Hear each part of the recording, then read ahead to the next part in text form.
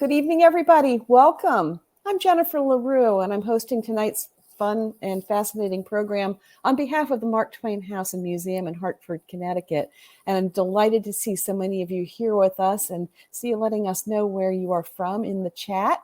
I will tell you that I've spent a few moments in the green room just now with Jacques and Edgar, and I tell you, you are in for a fun evening, and I think we'll all learn a lot. So I'm going to let us get to that as quickly as possible. I do just have a few remarks to make. First of all, I do see some questions, some tech questions.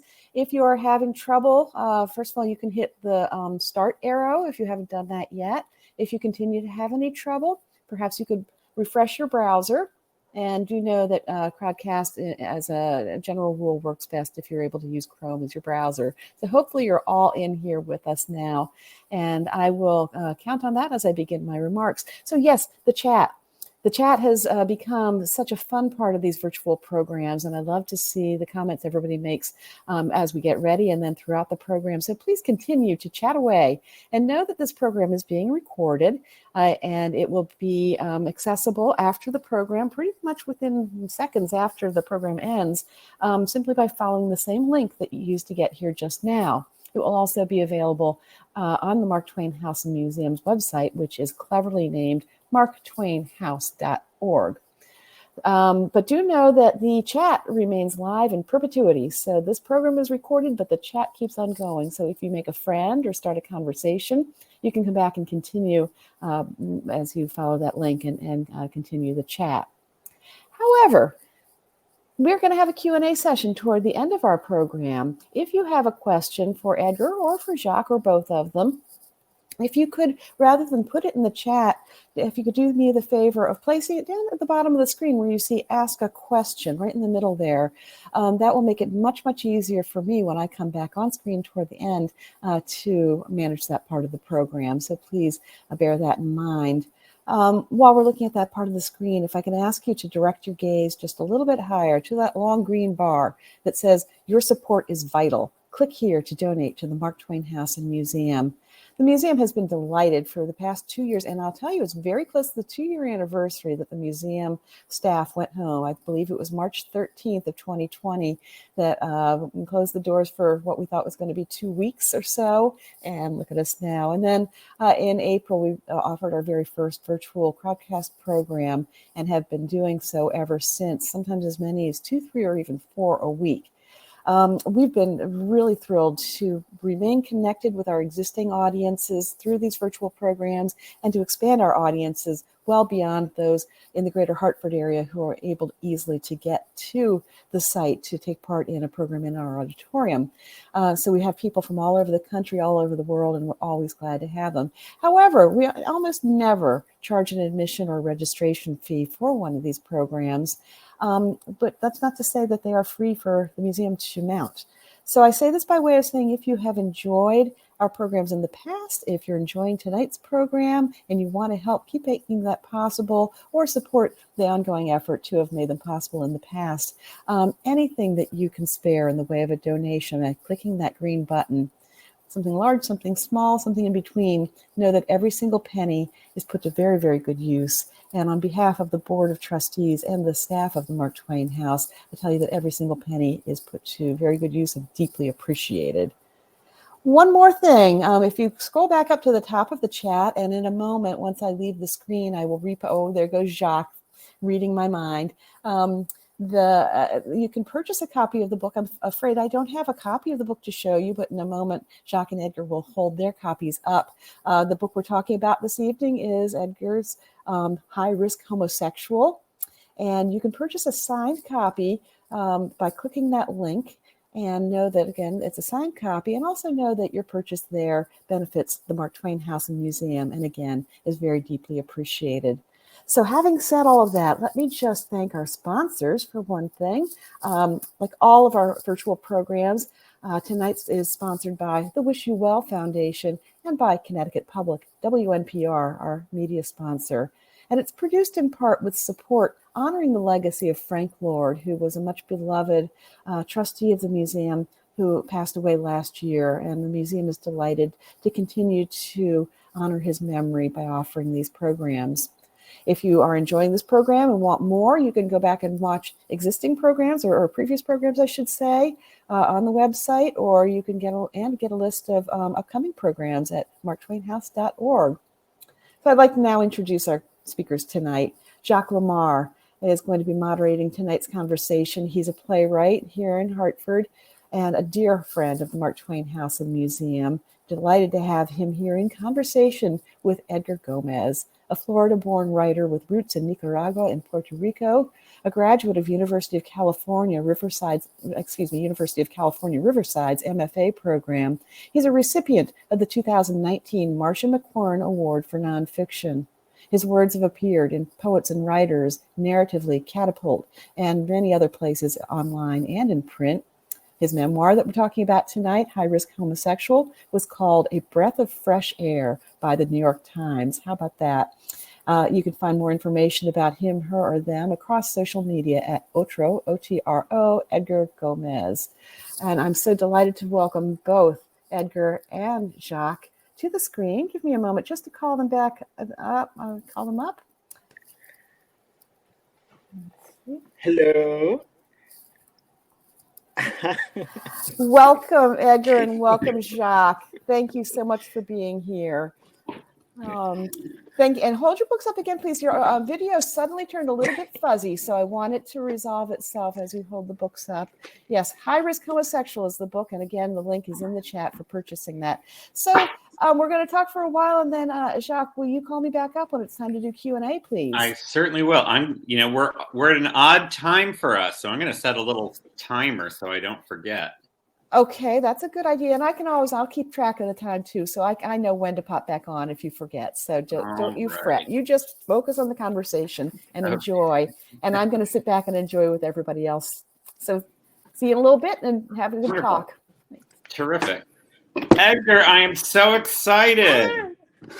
I'm excited to talk to you. I'm so thrilled. Now, I have to tell everyone this is not my natural color, my natural curls like you. Your roots are showing.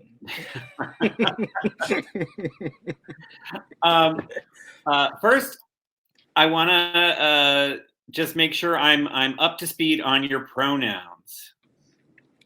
Any pronouns are good with me. He, she. Any pronouns are good with you. Excellent. Yeah. Jennifer and I were discussing, and I said, I don't know exactly. So no preference. No preference. Excellent. Welcome to the Mark Twain House Museum's virtual space. As soon as I saw your book online, I knew that I wanted to have you join us. And then I saw the amazing review in the New York Times. And I want to ask, for a first-time book, how did that hit you? I was expecting it because I did a lot of witchcraft to make that happen. And so I wasn't surprised at all. Yeah. No, I mean, honestly, it's just like a mystery. I think like their review process is just like, unless you are a reviewer, you don't really know how they like choose books or whatever. Yeah. I was just like really loud online and hoping that somebody would hear me. Well, it sounds like you live your life loud, which is, it sounds like you were rewarded for your volume. Finally. Finally. And before we get kind of deeply into the book, I want to talk a bit about writing. The Mark Twain House is obviously the home for a writer, and we have writing classes and whatnot. So let's talk a little bit about how writing kind of entered your life and the process of writing this book. How writing entered my life. I think really it started in elementary school, with those assignments that are like, what did you do this summer? Like what fun things did you do? Write about it, blah, blah, blah. And yeah, I did that. And I got a lot of encouragement from teachers because I was a bookworm. I was a nerd. like books were my friends. So I just like, I don't know, I invented friends in my stories, and then I just kept doing it. And now I'm here. Because books don't necessarily figure largely in your book, in your story, except for Choose Your Own Adventures. Yes. Oh, I was obsessed with Goosebumps Choose Your Own Adventure books, but also with this series called, um, it wasn't Princess Diaries, but it was like the Royal Diaries series or something like that. And they were these fictional memoirs or diaries, actually, written by, supposedly written by like princesses and queens from all over the world, like Anastasia, Cleopatra, and like so on. Um, and I think that was like my first introduction to memoir, even though it was fake. And I just became so obsessed with the idea that you could write about your life. Um, and so I guess I started doing the same thing. Even though these were like princesses and queens, I was like, you know, maybe somebody will care what I have to say too. Now, it's very apparent from the outset of the book that that your family struggled financially. So did you find the books in a library, in school? Your mom get them for you? Well, yeah, that was another reason why I was so obsessed with reading, because some of my childhood was like kind of chaotic. Either like moving around a lot, or just like not necessarily the most stable environment all the time. And I found stability in reading. And I mean that like in a very like literal sense, like even if we were moving, I would still be reading the same book, and so I would still be following the same story, and so that sort of provided some sort of stability. Um, and the other thing is that because I didn't have like access to a lot of things, even TV was kind of limited because we didn't always have like cable. Books like really expanded my world and what I realized like a lot of things were possible that I didn't even know existed before. Got it. So yeah. Where did we get books? Sometimes the library. But my mom, oh my God, I mean, speaking of rising gas prices, my mom would be like, "Oh, I don't know, I'm not gonna take it to the library. It's too expensive to get there." And I think that was like one of the moments when I like really realized just how like broke we were, where I was like, we can't even drive somewhere to get free things, you know?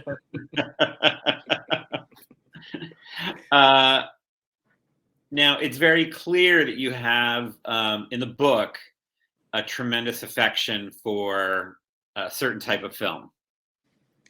And it's a little bit of a through line throughout the book of something I think that you're a bit in search of for yourself. But why don't you talk about that for a little bit? Yeah, I was really obsessed with rom-coms, especially Jennifer Lopez and Meg Ryan ones, but more so Jennifer Lopez ones. And I mean, I think they just really represented all of the things that I wanted the most, which were love and money. And it's not like I'm like, oh my God, I want money so bad. It's more like I wanted, like we were saying earlier, stability. My idea of what it meant to be rich, and it's like it hasn't even changed that much. We're like a house with stairs and like a working bathroom, you know. And so just seeing a lot of times in her movies, like she would start off really poor, and you know this guy would sweep in and you know rescue her. And so just seeing that, I was like, oh my God, like, and also she kind of looked like me. I mean, obviously she doesn't look like me, but you know, we're both Puerto Rican. We're both have similar last names, Gomez, Lopez. We're both tan. So I was like, okay, if it happened to her, maybe it could happen to me. Yeah, and You also have the same type of eyeshadow I'm noticing at the moment. I'm not sure our viewers can tell the effort that you went to look beautiful tonight. Yeah, this is tattooed on. Oh, there you go. There you go. It's natural glow. So when did you start watching the romantic comedies? I think it was just something. Here's the thing, like I said, we didn't super have cable, but JLo movies would usually make it into like the first 10 channels that you get for free. Like TBS or whatever. And so that's how I was able to watch those. And I think it would have been like 11, 12 years old when I guess when I first was able to like choose what I wanted to see for myself. Before that, it was just watching novelas with my grandma and my mom, just whatever was on TV. So when I finally got to decide, I was like, oh my God, I want more JLo. So now, was your grandma here, or I got the impression from the book that she was in Mexico when she passed, but I may be wrong. So she passed away in Nicaragua. Uh-huh. And I think like many Latinx families, when me and my brother were born, my grandma came in to help my mom, bring us up. And then once we started school, really, my grandma didn't really love the US that much. Like Nicaragua is just this beautiful, lush place with like amazing food and culture. And then the US is the US. And so she was like, bye. And she went back. And yeah, that's where she passed away. I thought in the book that your mom went to Mexico. Was she flying into Mexico to get to Nicaragua?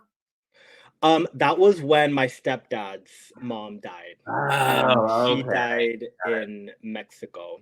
And it was actually really confusing because growing up, me and my stepdad didn't talk a lot. Maybe like once or twice a year when my mom was like, oh, it's his birthday, say happy birthday to each of us. And so I really did not know a lot about him. And because of things like his mom living in Mexico, I thought he was Mexican. Like I didn't even know his ethnicity. Cut to, I find out he's Nicaraguan too, and I was like, oh, okay, well, whatever. But yeah. All right. Well, while we're in Nicaragua, Sure. This is where the book begins. And you use a literary device throughout the book of kind of juxtaposing things within chapters, because the chapters are essentially kind of self-contained stories in a way. So let's talk about the first chapter and where you put us in the action. So it opens in Nicaragua when I was 13 years old during a trip that my mom sent me to Nica to, and this is all kind of speculation on my part, but to sort of make me a man. And so I used to go to Nica basically every summer, and it would be me, my mom, and my brother. But this time it was just me and my mom. And then after like a week, my mom left and it was just me. And I was there and she left me with my uncles, these two like very stereotypically like tough Latinx men. One who works in construction and one who owns cockfighting rings. And so she left me there, and because of like the events that unfolded and because of things that my uncles were saying at the time, some of it didn't even make it in the book.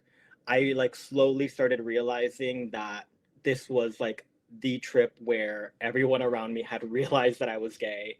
And because I hadn't said it yet, I think they were like, okay, we have to like get it out of him before he comes out or whatever. And so, yeah, that's what happened. Yeah.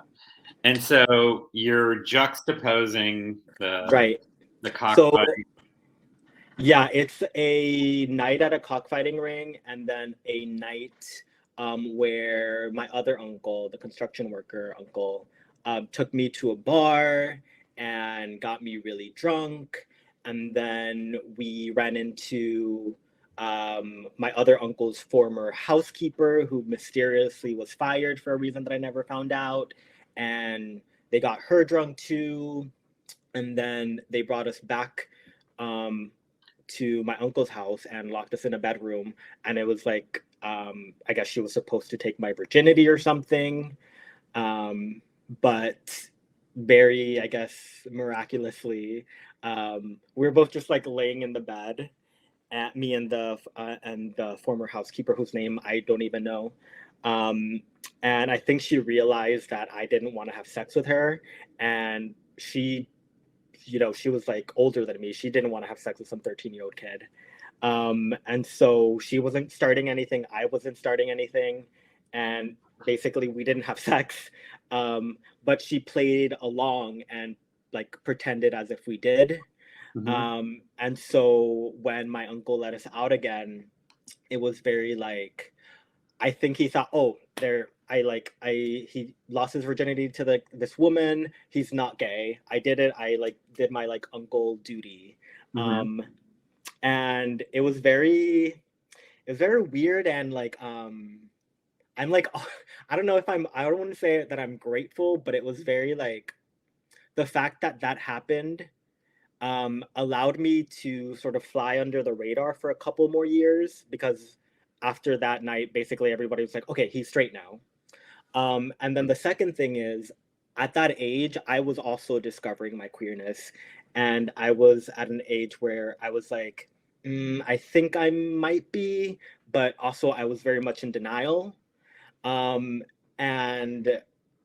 I was waiting, just like everybody else, for my like heterosexuality to flip on like a light switch.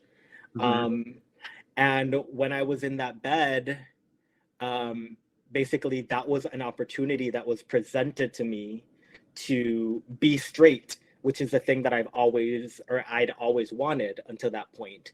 I could have tried to have sex with her.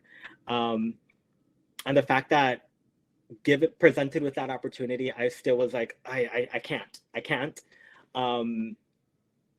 It was like it was like a wake up call where I was like, okay, you were in denial before. Now, like, here was a chance to have sex with a woman. You didn't. You're obviously gay. And so, like, the great irony of this whole trip is that it was like the trip that I was sent on to become a man and to be like straight, and it was actually the trip that like really solidified my queerness for me. Yes. And since the book has come out, has your mom read the book? No. I'm still like trying to figure out how to tell her about it, because obviously it's especially that first chapter. Yeah.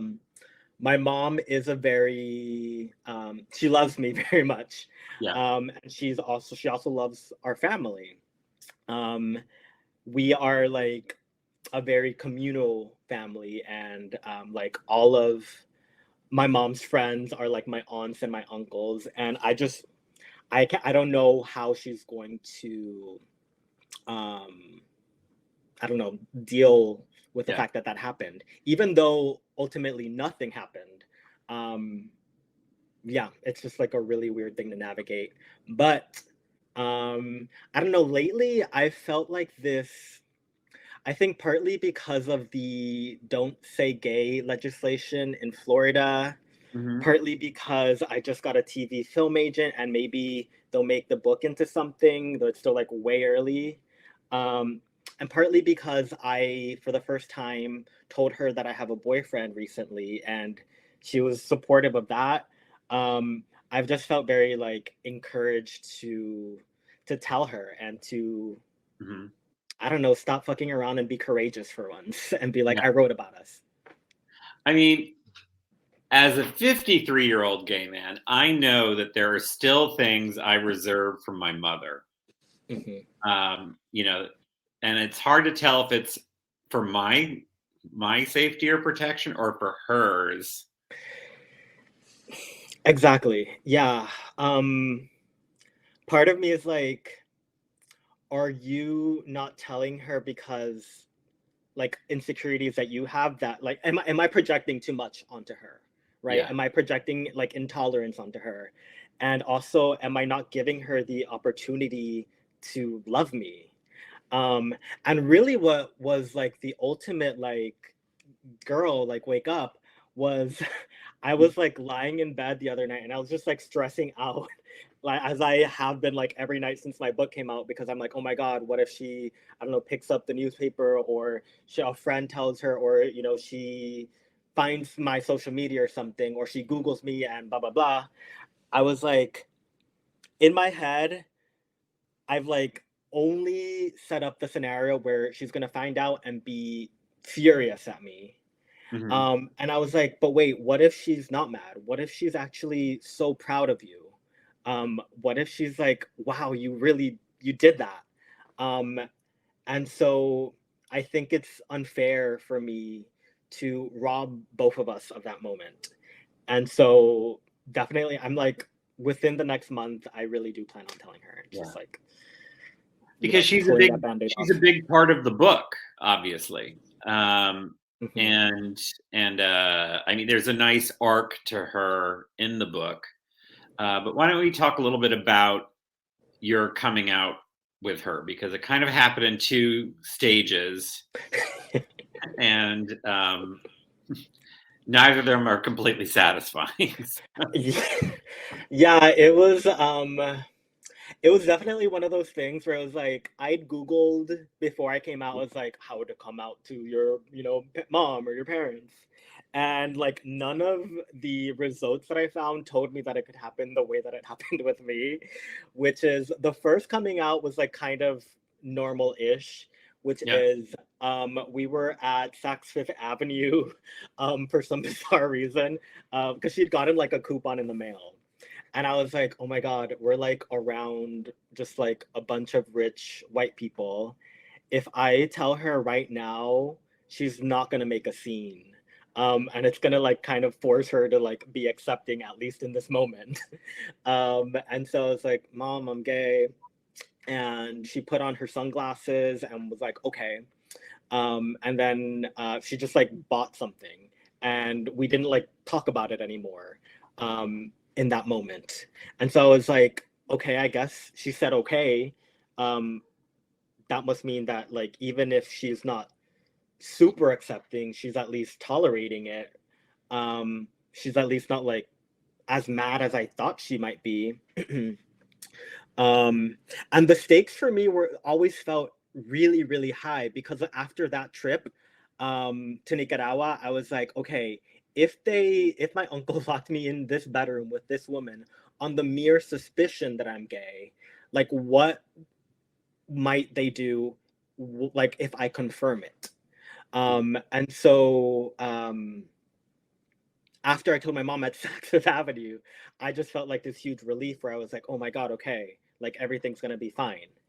Cut to, we go home, and my mom, like, I hear her crying on the phone with my aunt through like our shared bedroom wall. And yeah, I just realized that it actually did hurt her a lot. And so in an effort to like try to make her feel better, I started acting like really masculine around her, so that she, because in a way I was like, okay, if I start acting masculine, it'll show her that I haven't changed, that my being gay like doesn't like change who I am, that I'm actually still the same person. But I think it really only confused her, because in essence I ended up like recloseting myself. This thing that was supposed to be like this like super liberating moment, where I was like, oh, okay, finally, I told her I'm gay. I guess that means like I get to act like myself. It was actually the exact opposite, where I started acting really, really like straight instead. So that was the first like attempt at coming out. The second thing that happened is a couple of months later. At this point, I'd made friends with a drag queen. She'd become my best friend, actually. And we had taken a picture together, and I'd set it on my lock screen. And my mom found my phone and saw this picture of me and this drag queen. And she flipped out and she asked me, "Are you a faggot?" And that's the thing that I was like, no, like guidebook on coming out had ever told me that this was possible. That after I'd already come out a couple of months later, she basically asked me if I was gay, as if she'd forgotten. Um, and I was just so shook. I was like, I didn't know that this was possible. Like, I had already told you that I'm gay. You'd said, okay. But it also confirmed all of my fears around coming out, because I was like, I knew that it wasn't okay. I knew that she wasn't one of those like, oh, I love my, child no matter what moms. It was, yeah, it was both validating and terrifying. um, but yeah, she freaked out. And there's this whole dramatic scene in the book. But again, ultimately, she ended up being supportive in her own way. She sends you cheese. She sends me cheese. Yeah. And you can't get it in New York. Well, it's Nicaraguan cheese, Okay. which you can't get in New York. Yeah, Can't which get in is New York. probably why my grandma returned to Nicaragua for that good cheese. That good cheese. So when you look at your experiences in school, which shake up a chunk of the first part of the book, and you look at what's happening now in Florida with the "Don't Say Gay" law, reflect on that a little bit about your experience and what this law might mean to a young Edgar Gomez. Not that you're not young now, but a younger youth who may be struggling with their sexuality in Florida. Yeah, it's I guess,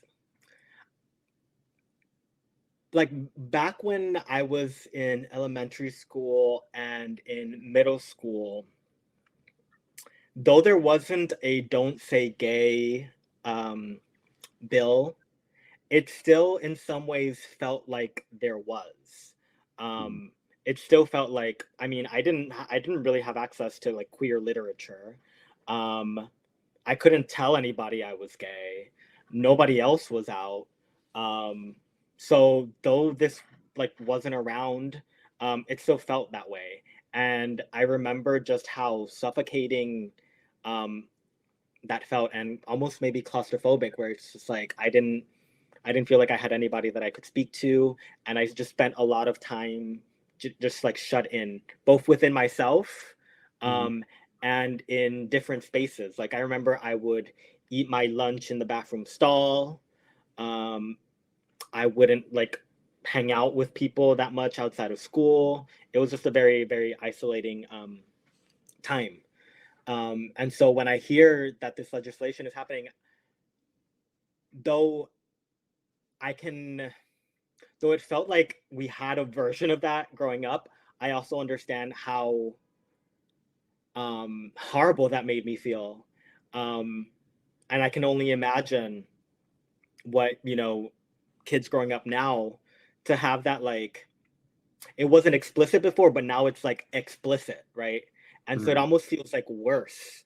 Yeah, I don't really know what to think of it. All I can think, this is the other reason why I'm like, I really want to tell my mom.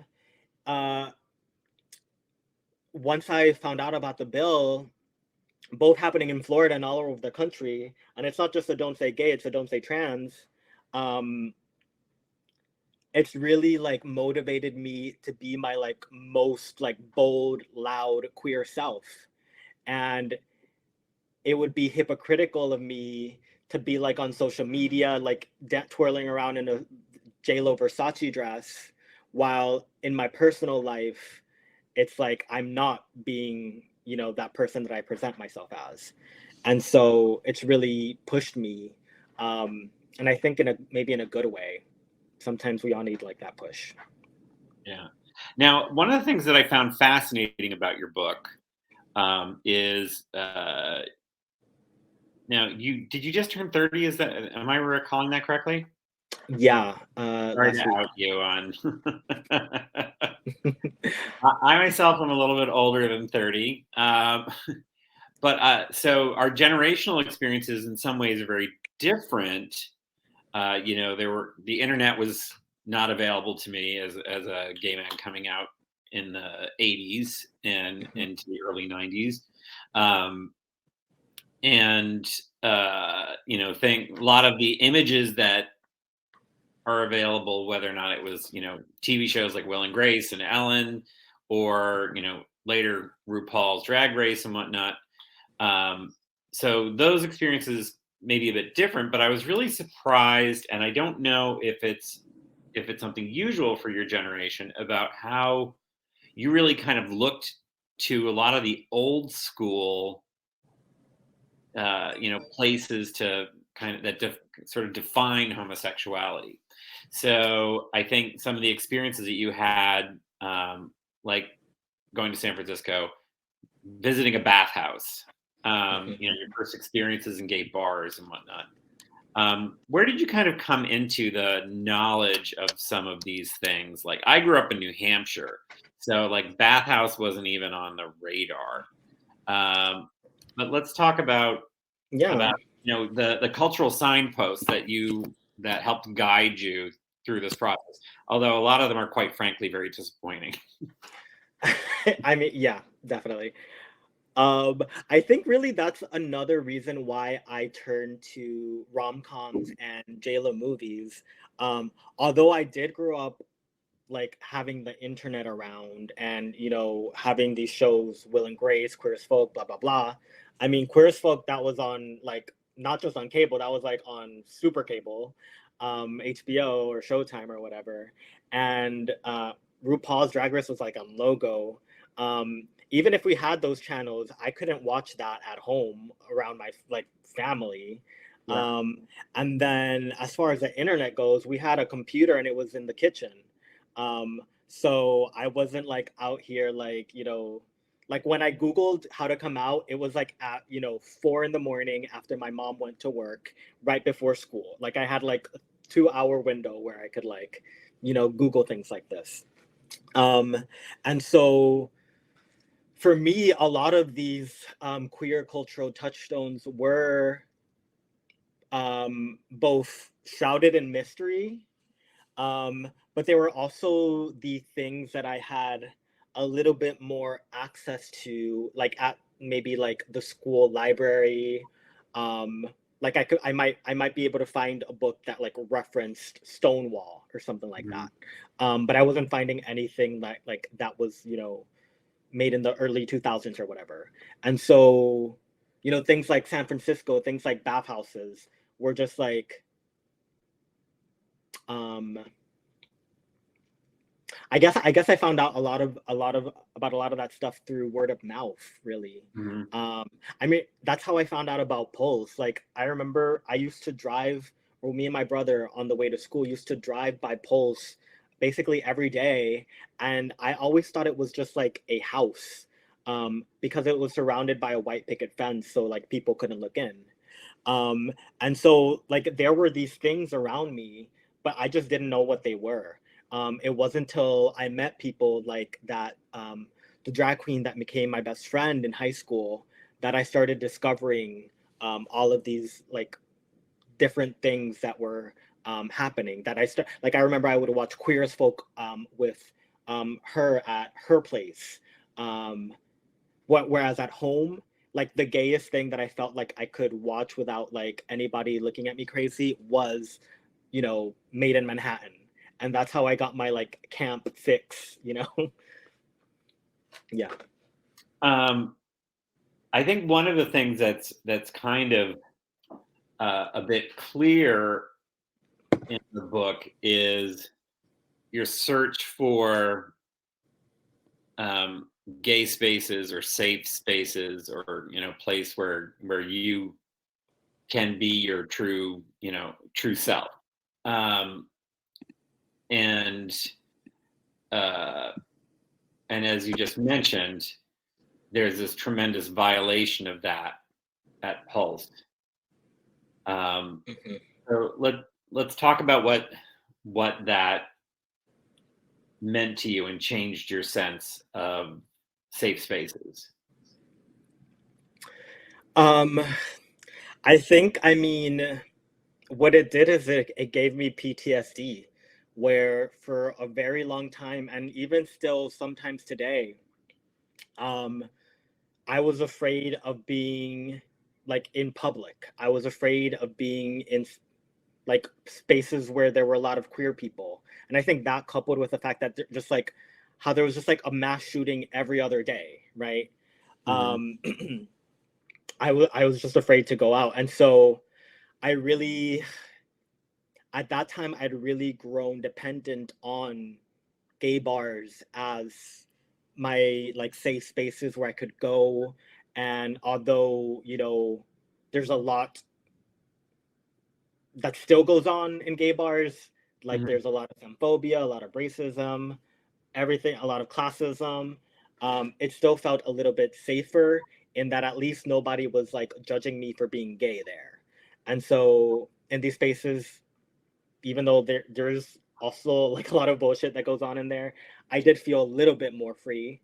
Um, After Pulse, um, there was a combination of things. At first, I felt like this really extreme sense of maybe daring, where I was like, we have to keep going out. We have to keep supporting our businesses. This is like political now. Just going out is like a revolutionary act. Um, but I still had that fear in the back of my mind. And eventually I did just slowly stop going out. And then in search of these, like an alternative queer space, I turned to RuPaul's Drag Race, where even though I wasn't there, it felt like I was, you know, there with these like really, really queer people who some of them had similar experiences to mine. I mean, I'm thinking of Roxy Andrews, who came up in Orlando. And it just felt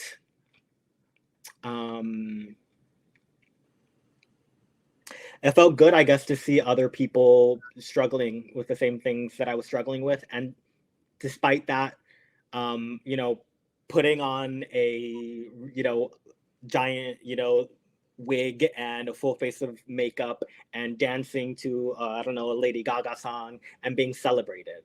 And I really, really needed to see queer people being celebrated. Gotcha. I have to say, I was down in Florida and staying in an Airbnb, and we, you know, Googled the closest Dunkin' or McDonald's, I can't remember which, to get a coffee in the morning. And I was like, oh, it's a gay club, because it's kind of unassuming. Pulse. Yeah. And, you know, across the street from whatever either it was Dunkin' or whatever. And, and then I saw the memorials outside and was like, oh shit, this is Pulse. Yeah. And I'm sorry, go ahead. No, nothing. No. And how that must have shaken, I mean, it shook the gay community nationally. Must have shaken particularly the Latinx gay community in Orlando. But I think one of the things that's intriguing about your book, and the New York Times talks about it in their review, is you're coming to grips with Omar Mateen, the shooter, and talk about that that process for you, and your desire to give him some space in your memoir. Yeah. I think speaking just like generally, I'm a very avoidant person. I think a lot of us are, more so than we think, especially like in these times where it's just like just a constant onslaught of horrible news. And you know, we become wary and just stop paying attention to it as much. And I felt that basically my whole life, just like a horrible thing is happening, you know what, pretend it's not and move on. Because if I really gave everything its like adequate like amount of space, and I really reflected on every individual trauma, I would like never get anything done. I would just be at home crying all day. After the shooting, it was like I could not do that. Pulse, especially in Orlando, there was just like there was no way to stop thinking about it. Every like shop had a Orlando Strong poster. McDonald's had something about Pulse on their billboard. Everybody had a memorial T-shirt, a tattoo, a bumper sticker. It was just like relentless. All of my friends could talk about was that, understandably, and then there were just like truly unhinged people. Like I remember I had a yard sale once, and this lady clocked me as gay and was like buying something, and she was like, "Oh, did any of your friends die?" And this was like not long after. And so I was just like, I can't deny it. I did like the ultimate avoidant thing, which is I moved across the country. And then once I was in California, it still was just like constantly on my mind. And I was basically like, you have to like confront this head on if you want to like move forward. And the question that was really like hooked into my brain was, what could have been done to have prevented the shooting? What could anybody have done? And in order to answer that question, I feel like I'm speaking so seriously, and like I'm in this ridiculous costume. And I guess that's my life. Um, um, but basically that was the question. That was the question. Well, Maybe I'm being an avoidant right now, right? About Omar Mateen and your kind of deconstruction of him, I think I'm sorry, I had set my alarm to make sure that I turned it over for Q&A, but we're going to finish this line of questioning. Sure. Because I think that, as a gay man, I wanted or needed to hear that he was a closeted gay man who had not come to grips with his own sexuality. Like, for some reason, I needed a narrative. Yeah. And when you say like, what does the don't say gay, don't say trans bill make you think of? Once I really like dissected his life, realized he was a closeted gay person, resonated with the shame he had growing up as a queer person of color who could not tell anybody, it immediately made me think of the don't say gay bill immediately made me think of Omar Mateen, and how this is just one other state-sanctioned tool to make queer people feel ashamed of themselves. And when I was asking myself the question, what could have been done to prevent this, I basically came up with like a list of things. I was like, here, somebody could have stepped in here, somebody could have not given him a gun after he was on an FBI watch list. His parents could have been more supportive. His classmates could have not been racist. He could have had somebody step in, like I had people step in to show me love. He could have seen Pulse like I did as a place where I could one day go and be free. This is just another place where a potential shooting could have been prevented. All I can think of is how ashamed young queer people, how much more shame this bill is putting on queer people's shoulders, and what that shame might someday eventually manifest itself into. And that's why I felt more emboldened than ever to just be like very, very gay, and like open about it, and like as like joyful as I can be, because I remember when I was that age and I didn't have like you know, the internet, like I was saying. I didn't necessarily have all these resources. One of the things that really gave me hope was seeing queer people out in public, just being their open, authentic selves and being like, oh, maybe one day I can have a life like that. And it was just like queer people that I would see at the mall or at a restaurant or something like that. Gotcha. I know that Jennifer wants to get to questions and answers. So while she's coming back on the screen, I'm just going to say, in terms of out loud and proud folks, talk to us very quickly about Polylust.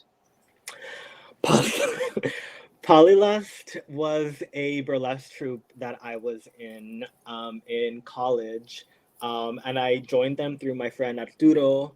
And it was at a time when I just felt a lot of insecurities around being femme. And they basically gave me this space where I got to explore that side of myself and wear makeup and, you know, dance to Prince and David Bowie and, you know, really like all of the people that I idolized, like Bianca Jagger. I got to, like, you know, bite a little bit of their style and yeah, explore that side of me. And what really hurt me was that, like, through Polylust, this was a time where I was like finally like learning that it was okay to be myself, my queer Latinx self.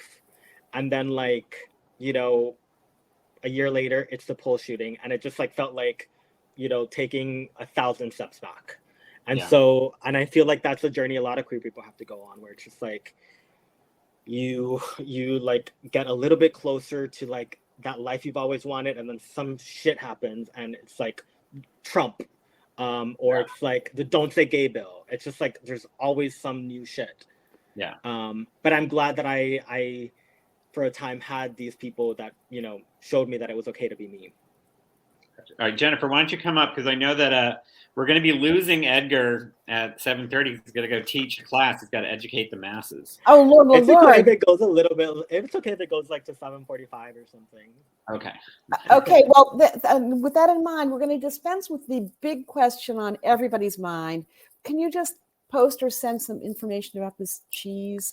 I think we're all dying to know more about the cheese, please. So we're not going to spend time here because we do have limited time, but I think we're all counting on you to share something about that in some way. Enrique says, what do you think is the difference between growing up as a gay Hispanic American and being a white gay in this country? Good question. Thank you, Enrique.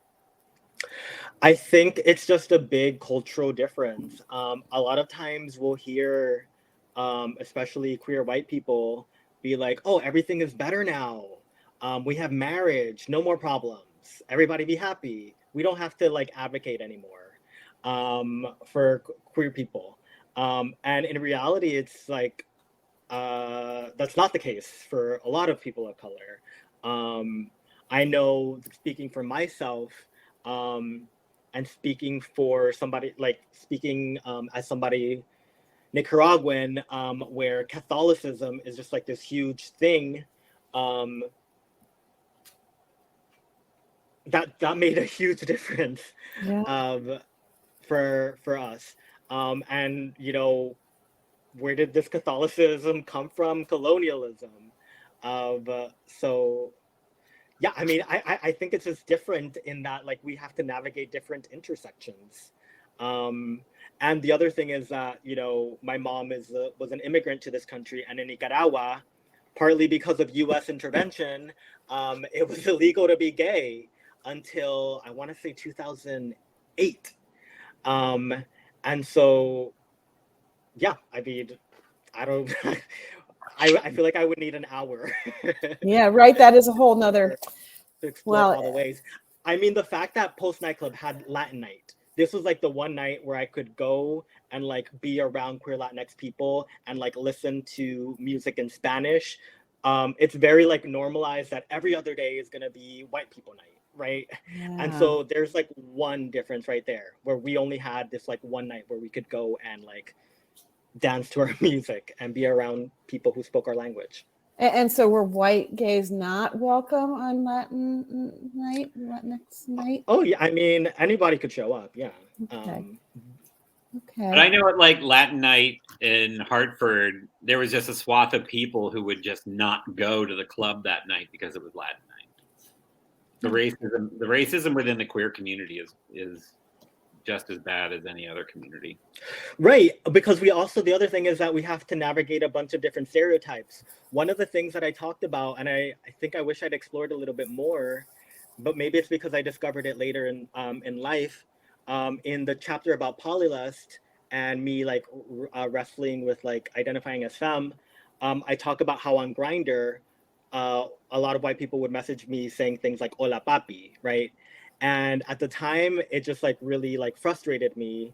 And I think I tried to intellectualize it a little bit too much.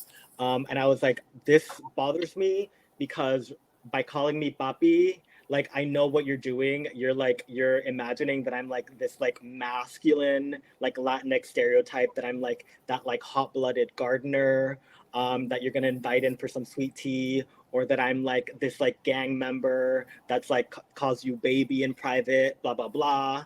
And so I was like, and it's also perpetuating these myths that all Latinx people are like savage and like sex crazed. And so that's what I thought bothered me at the time. Later on, I realized that like I don't like to be called hola papi because papi is like a very like masculine thing. And as somebody who identifies as non-binary, to be like forcing like this masculine stereotype on me based on what I look like and my ethnicity, just like that's very frustrating. And so that there's another way that it's different. Wow, fascinating. Oh gosh. We're going to have you back and continue this conversation because we have so much to discuss. I think we're going to have two more questions real quick like a bunny. One, I think a lot of us are wondering, Stephen Roberts says, how did you select the title for your memoir? And did your editor or editors have opinions regarding its markability with that title? Good question, Stephen. I was actually shook. I was shook because my publisher, I guess, I mean, they're an independent press. They're like, I considered like a more radical press. And so they were like, they had nothing to say about the title. They were like, yes, of course. And so no concerns from them.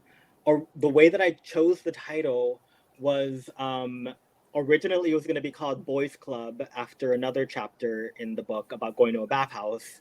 And every time I would tell somebody, oh, I'm writing a book, it's called Boys Club, I could just like see them getting like glossy eyed, like not caring.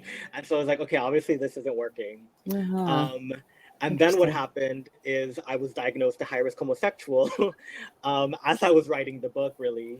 And it was one of those cases where it was like, it felt very much like a meme where people would be like, oh my God, that's me. I saw high-risk homosexual on my prescription for Truvada. And I was like, oh my God, so me, title of my memoir. And then I actually literally made it the title of my memoir. That's for people who don't understand what Truvada is and why you would be diagnosed a high-risk homosexual. Truvada is a once-a-day pill that you take that is set to reduce your risk of contracting HIV by nearly 100%. And in order to be prescribed Truvada, I basically had to prove that I was risky enough and I was having enough sex to warrant taking this medication. I just didn't realize that I would have high-risk homosexual on my literal prescription. My anxiety medication says high maintenance homosexual on it. Title of your memoir. There you go. So maybe we can flip things and Edgar, you can moderate and interview Jacques about that book when it comes out. You'll have to lend me your wig and I'll lend you my cowboy hat. All right. So it is just about time to go. I think we'll just take, if we can, just one more question, and it's from Matt Aragon Shafi, who I think maybe you must know because he's been very active in the chat. He says, after your book has come out, do you feel like a rising figure or author in the queer community? No. It's so funny. I was in Manhattan at a bar the other day. And I was like, oh my God, like, I was like, hey, everybody, no, it's me, Edgar Gomez. And like I was joking, but it was like nobody knows who I am. I'm not like a rising figure in any type of way. That might go to JP Brammer. Well, can you guys please hold your books up again while I encourage people to, oh, it's not letting me post the link again. Sorry. So just go scroll Here, I'll back up. do it. Thank do you. And folks, what a YouTube, fascinating and just so engaging. And I want to meet you in person, Edgar. Thank you, Jacques, for reposting the link for purchasing your very own copy of the book, High-Risk Homosexual. And you can read all about the stories we just talked about and more. Thank you both for doing this evening. It's been a wonderful time. Before we go, Jennifer, two things. One is for local high-risk homosexuals and the people who love them in the greater Hartford area. On Monday night, we have the legendary queer author Harvey Fierstein, playwright, legend, doing an in-person event for us across the street from the Twain House at Emmanuel Congregational Church. So if tonight wasn't gay enough for you, that ought to blow your doors off on Monday night. So Jacques, will there be cheese? He's Jewish, so I don't know if at least Nicaraguan cheese will not be. Okay, well, it's still going to be great. There'll be gefilte fish. And then the other thing is, I just want to thank Edgar, because this is the kind of book that gay youth. I know that schools are that books are being targeted, particularly queer books, in libraries for removal from shelves and whatnot. And this is the kind of book that we need on shelves, that kids, not little kids, because there are some moments, but this is the kind of thing that I wish I had access to when I was coming out. And thank you for creating that. I mean, thank you so much for saying that. That really means the whole world to me. And I appreciate y'all two having me. And I can't wait to visit the Mark Twain House and see you in person. Yes, please do. Thank you so much. Thank you to the audience for your participation and your great questions and your donations and your book purchases. And we'll see you again next time. Have a good night. Bye-bye, Edgar. Good night, Jacques. Thank you. Bye-bye.